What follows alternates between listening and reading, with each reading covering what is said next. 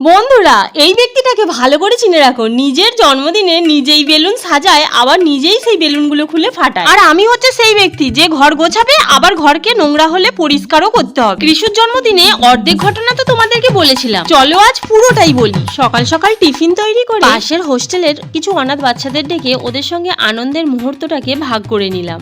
ওদের সঙ্গে সময় কাটাতে আমার বেশ ভালো লাগে। তারপরেই সকালবেলা স্নান টান করে মন্দিরের সামনে চলে গেলাম। যতটুকু পারলাম মানুষের একটু ভালোবাসার চেষ্টা করলাম আর কাছে যাওয়ার চেষ্টা করলাম। কৃষুকে পেয়ে ওরাও বেশ খুশি হলো। আর আজকে সকাল থেকেই বেশ ঝলমলে রোদ্দুর ছিল, তাই ও ঠান্ডা জল খেয়ে মুখের হালটা দেখো কেমন করছে। এরপর মন্দিরের ভিতরে ঢুকলাম। এটা হচ্ছে সারদা মায়ের বাড়ি, আর মায়ের বাড়িটাই হচ্ছে মাতৃ মন্দির। কি দারুণ লাগছে না আকাশটা, ওয়েদারটা দারুণ ছিল। আমরা তিনজনেই ওখানে স্নান টান করে পৌঁছে গেছি।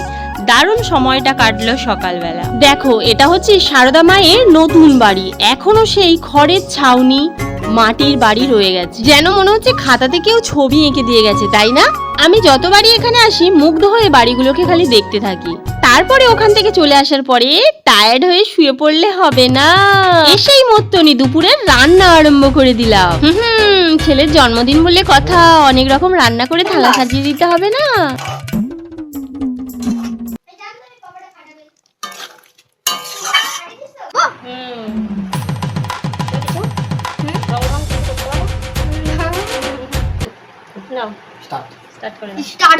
মন্দির থেকে আস্তে আস্তে প্রায় 11:30-12টা বেজে গিয়েছে। আর একটুও দেরি না করেই ঝটপট রান্না বসিয়ে ছেলের জন্য অনেকগুলো, যতগুলো পেরেছি আর কি, রান্না করার চেষ্টা করি। সবই ঠিক আছে মা, কিন্তু এত রকম পদ আমি খাবো কিভাবে বলো তো? জানোই তো আমার পেটটা পাখির মতো। নাও নাও, মুড়োটা গালে ধরছি, এবারে ফটো তোলো। বেশিরভাগই মায়েদের তো দেখি ফেসবুকে স্ট্যাটাস লাগানোর চক্করে এই ছেলেদের এত এত করে খাবার দাবার জন্মদিনের দিন গিলতে হয়। সেসব যাই হোক, দুপুরবেলা খাওয়া দাওয়া সেরেই মত্তনি রাত্রের খাবারের জন্য সঙ্গে সঙ্গে লেগে পড়েছি। এই দেখো, ভাত হাঁড়ি ভর্তি হয়ে আছে, এবার মাংসের তরকারি। দেখলে হবে, খরচা আছে বন্ধুরা। আমার মা ওদিকে একাই 100 হয়ে রাতের সব খাবার দাবার করে ফেলেছে, আর এদিকে কেক কাটা শুরুও হয়ে গেল। এক্ষুনি দেখবে কত সুন্দর রেডি হয়ে আমার মা আসবে। দেখেছো দেখেছো, বলতে না বলতেই এসে হাজির। এসেই দেখেছো ওস্তাদি কেমন শুরু।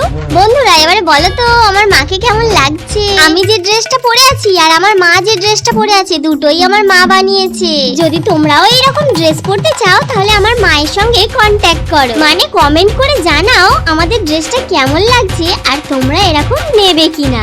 এই হলো যেটা আমি পছন্দ করি না, সেইটা এই স্প্রেটা আমি একদমই পছন্দ করি না। প্রত্যেকবারই জন্মদিনে কিনবো না বলবো, আর ও কেঁদে কেঁদে এটাই কিনে আনবে। দেখো এবার সবার চুলের হাল, মুখের হাল এই স্প্রেটার জন্য। যেগুলো যেগুলো ও পারবে না সেগুলোই ওর কেনাটা দরকার। দেখো এই বাজিটা ফাটাতেই পারছে না, ও তবু এটা কেনা চাই। বাজিটা আমি ফাটাই কিংবা পাপা, ঘরটা তো নোংরা হচ্ছে, মাই পরিষ্কার করবে, তাই না? আর এদিকে ট্যানটানা, আমার বিরিয়ানি রেডি। কি দারুণ সেন্ট বেরিয়েছে, 2 হাঁড়ি বিরিয়ানি। আর এই দেখো খেপা ছেলের কাণ্ড, নিজের জন্মদিনে নিজেই বেলুন ফাটাচ্ছে। বললে বলে কি না, আমার জন্মদিনে কেউ ফাটাচ্ছে না তো কি করব, নিজের জন্মদিনে নিজেই ফাটাই। আর বন্ধুরা, আমার জন্মদিনে আমার এই মিষ্টি দিদিগুলো এই বেলুনগুলো সাজিয়েছে। কেমন হয়েছে কমেন্ট করো কিন্তু। বাবারই পালাই, মা ঝেঁটা নিয়ে তেড়ে এলো বলে ঘরটা যা নোংরা করা করেছে। তাড়াতাড়ি আমাকে উইশ করো।